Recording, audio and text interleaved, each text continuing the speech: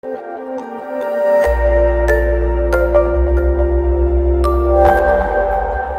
and welcome to Janette's TV and Janette's TV podcast.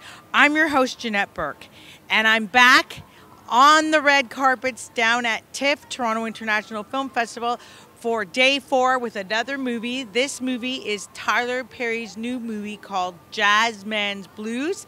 It's an interesting story about letters that reveal a former crime in Louisiana and the wrongfulness of it. And there's a love component too. Now, before we get into today's episode, I want to remind you that if you haven't already done so, please click the link below to subscribe to our YouTube channel, and you'll never miss another episode again.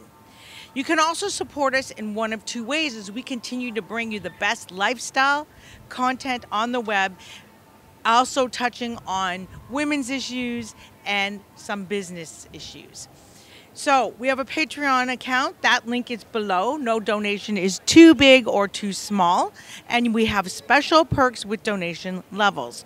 We also have Janette's TV and Janette's TV podcast t-shirts and sweatshirts like the one I just held up. You can order with either the Janette's TV and podcast logo and tagline or an inspirational saying made by me and one of my guests in a previous episode. The choice is yours along with your size and color. All orders include shipping and handling and come conveniently straight to your front door. The order link is shown below. Hey, it's Janette Burke here from Janette's TV and Janette's TV podcast with another great outfit provided by Vicky Kishen, owner of Lavender Lily Boutique at Bayview and John in Thornhill. This one is in a French motif, perfect for my Sunday afternoon at the red carpet, and perfect for the carpets I'm going to be covering. Now, I've paired it, because it's warm, I've paired it with a t-shirt in navy, like a sleeveless t-shirt, so I guess a tank top is really what you want to call it. And I paired it with these really neat jeans, which are like a cotton mix in a deep dark blue. So I'm doing all navy today. All my outfits are in navy as opposed to black. Normally I wear black, but this is a wonderful outfit. And Vicky actually helped me put it together. So if you want great clothing and great style that you will not see everywhere else, and you want to stand out the way the stars do, you need to go and visit my friend Vicky Kishen, who's the owner of Lavender Lily Boutique. And she's also the official clothing sponsor for Janette's TV and Janette's TV podcast. My name is Kari Marcel, and I'm playing Jonathan Dupree. And what is it that is about your character that basically you could talk about crossing the lines between black and white and why it's important, or why black people were playing white? What was the consequences of that? Why did they do it? What is like a big part of this story? Well, they're in this movie. They're showing a lot of black people playing white, or who were part white or part of white. Trying to pass. Yes, and what was the purpose of that? And why did they try to do that? Was there a benefit to that for them?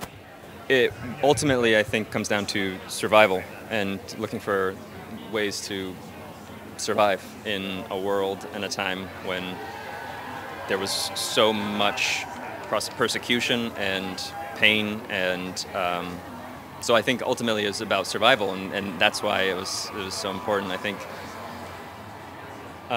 when it was clear in a society like that that you could have a better life, or quote unquote a better life, at least more economic opportunities, more educational opportunities, literally physical safety opportunities. I can't necessarily pass judgment or fault on anybody for trying to survive that way. I just want to ask you more about what attracted you to this film and the main message you want people to get even from your character.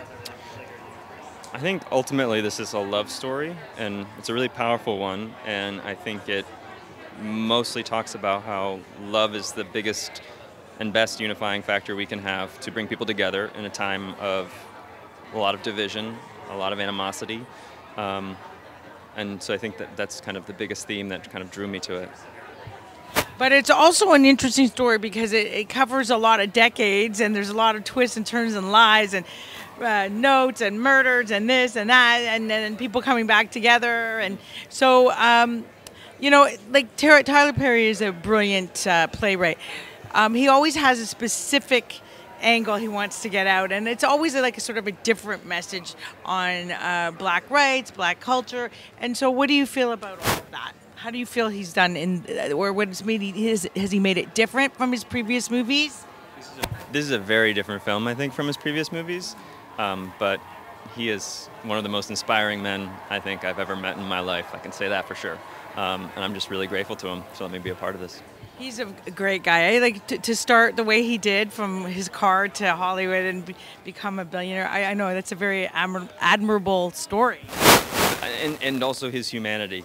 It was amazing to work with Tyler. I'm actually on one of his TV shows, The Oval, so this is my 4th project with Tyler, but my first film. And we got to really slow down and treat this with care. And I know it's a film that's very important to him.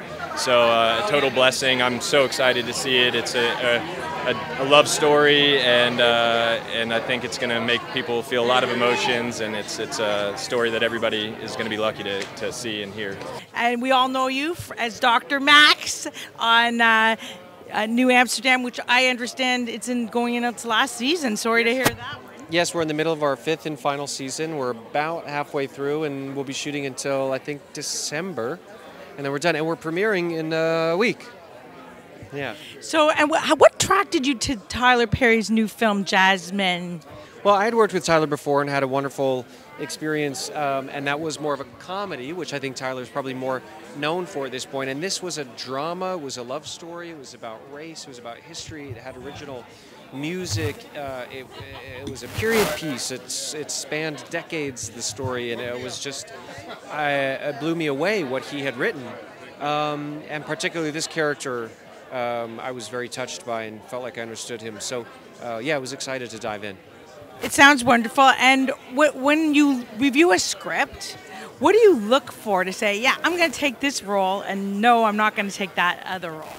I think I just look for something to connect to, something that I can understand innately, something, it doesn't have to be something I've experienced, but for instance, with this film, this character, Ira has just survived the Holocaust over in Germany. Oh, you're playing someone Jewish? Yes. Oh, I'm Jewish. Oh, you are? So, yeah, so, you know, I obviously was not around in the 40s to experience that, but my family was, and I found myself asking my mom about my grandmother and different people from my family who left Austria when things were getting bad, and just learning about my own family history and sort of engaging in that in a way that I hadn't before. Which, yeah, this film is very much about identity and in many ways and our roots. So. And I love the fact that, you know, Tyler's telling the strife of Black history and Black America and what Black people went into, but he's integrating the Jewish piece too, and often, you know, at least until the 80s, Jewish and Black people in U.S. were very united. I mean, Jewish people stood behind Black people for the Civil Rights Movement. So it's very interesting that he brings us together. Well, it is. You're absolutely right. And what you're hitting on, I think, is so key to the film, which is just that our experience as human beings is often so shared and so common. And, you know, love knows no boundaries, and unfortunately neither does hate, you know. And so sad. Yeah, so but ultimately the story that Tyler is telling is a human one, and that we're all coming from the same place, you know. Yeah, Bayou, like, he's a soft-spoken individual who, you know, finds his footing, finds his steps later on in life. He's kind of mistreated, comes from a family of musicians. They don't necessarily give him the opportunity to use his musicianship in the way that he desires, which is his singing voice. But he finds his way, you know, through the love that he encounters, loses, and then finds again. And I think the love story, the story of connection, humanity, I think it's something that's very powerful, that will resonate with a lot of people. What I wanted to do was just tell a story after being encouraged by August Wilson, and as I was writing it, all these moments came to life. And to have it be what it is and be in this moment here at TIFF, it's really exciting. It is amazing. Was there something that you haven't ever done that you really want to do left?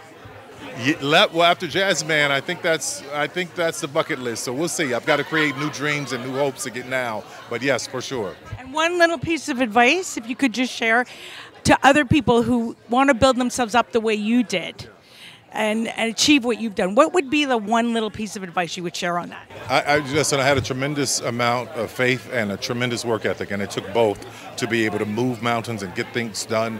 And I still depend on both today. So that's what I would say to people. Yeah. Thank you so much. I enjoyed speaking with you. What's the main thing you want people to get about your character? About my character, they're going to get it pretty quickly, but he's a very complicated man. He,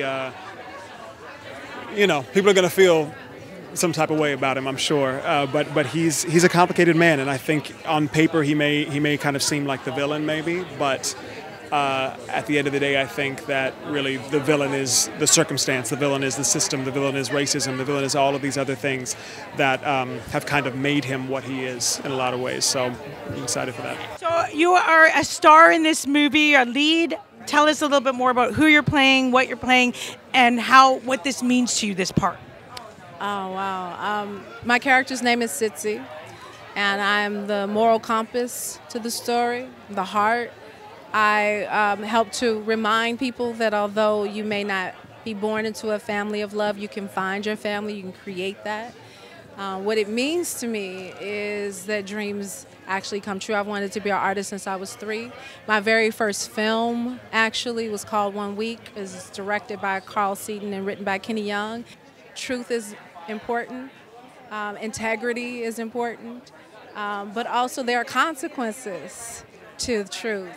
You know, that it's not. Yeah, sometimes it hurts. Sometimes it hurts. It's got to be told. It has to be, because that's where the healing can begin. That's really where the healing can begin. If we are living in the lies forever, then no one will ever heal. We're going to have to cut you off because they're making me. Okay. So, but thank you so much for coming back and finishing for me. Okay, my name is Lana Young, and I'm playing Ethel, Leanne's mother. My mom's name is Ethel. Oh, no, I hope your mom is not like my Ethel. So tell us a little bit about your Ethel. I'll tell you what I can without spoiling it. I think that Leanne's mom, Ethel, is in a position at a time where the real villain is a system that doesn't allow people to accomplish certain things. And it forces people to be in a position sometimes to make decisions that aren't always the best decisions. But I think, like most mothers, Ethel thinks she's making the best decision for herself and for her daughter at a time when opportunity wasn't available to them. Yeah, sounds like my Ethel. But yes, it's true. And it was a different time when we can't judge, and we all want the best for our kids, right? Absolutely, absolutely. And I think that, I wanted to make sure that I didn't judge Ethel. Because as Lana, it's easy to go, oh, I wouldn't do that, but I didn't live in those times, and I was never in that position, so I can't say whether I would do that or not. So it was me as the actor. I had to really think about why Ethel made the decision she made. And so, what was one big decision she made that you could share with us? You're going to have to watch the movie. Okay. Just one last question then. How do you see this all unfolding? Like, the racial components, the crossing of boundaries, white world, black world. How do you feel about it? How do you see it unfolding? Well, I think the most important thing is it's a reflection of how far we've come and how much further we still have to go. And I think that's the beauty of this particular story is that we can see what it used to be like and how far we've come. So we can chart the progression. I think so. I think it's a really important story. And I think that the use of music and beauty and food and love really helps to tell the story of people of color in America back in those days as well. This is what the world doesn't know. Tyler has an empire on stages in LA put together. So he's not just carrying on the legacy of someone's legacy, but transcending. Thanks for being with us today on Janette's TV and Janette's TV Podcast. I'm your host, Janette Burke, signing off from the gala premiere of Tyler Perry's new movie, Jazzman's Blues. Now, please remember to comment and share all our posts with your family and friends. You will find us everywhere on the video, TV side, Facebook, LinkedIn, Instagram, TikTok, Pinterest, YouTube, Vimeo, and the list goes on. On the audio podcast side, you will find us on iHeartRadio, Apple, Spotify, Anchor, Buzzsprout, BuzzFeed, and that list also goes on. For a complete list of where to watch and listen to us, please check the link in the show notes below. And until next time, continue to be fabulous.